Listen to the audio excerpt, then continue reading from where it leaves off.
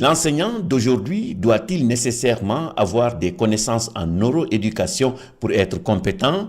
En tout cas, au rythme où les neurosciences sont en train de s'imposer dans le microcosme de l'éducation, on peut être tenté de répondre par l'affirmative.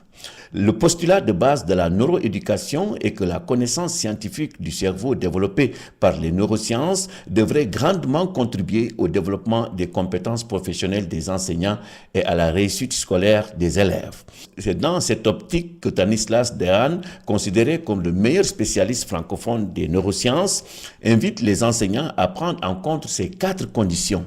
Elles permettent, dit-il, la réussite d'un apprentissage. L'attention, elle sélectionne les informations sur lesquelles se concentre l'apprenant.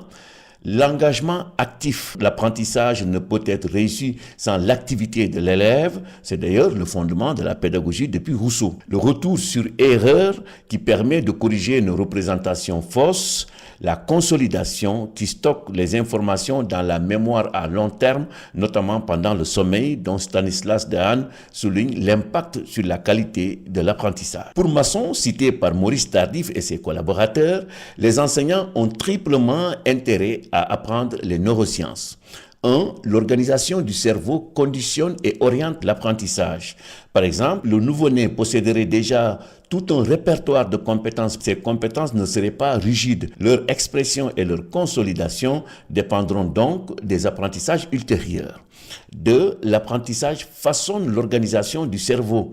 Selon l'auteur, la recherche en neurocognition met aujourd'hui en évidence la plasticité du cerveau, c'est-à-dire sa capacité à se transformer en fonction des expériences et de l'environnement. 3. L'enseignant agit sur l'apprentissage et donc sur le cerveau.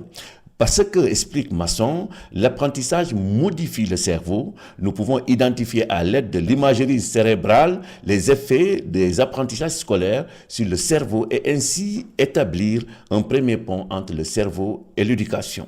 C'est dire toute l'importance des neurosciences. Cela dit, toutes ces recommandations doivent être utilisées à bon escient car certains chercheurs ne cessent de mettre en garde contre les neuromythes en éducation.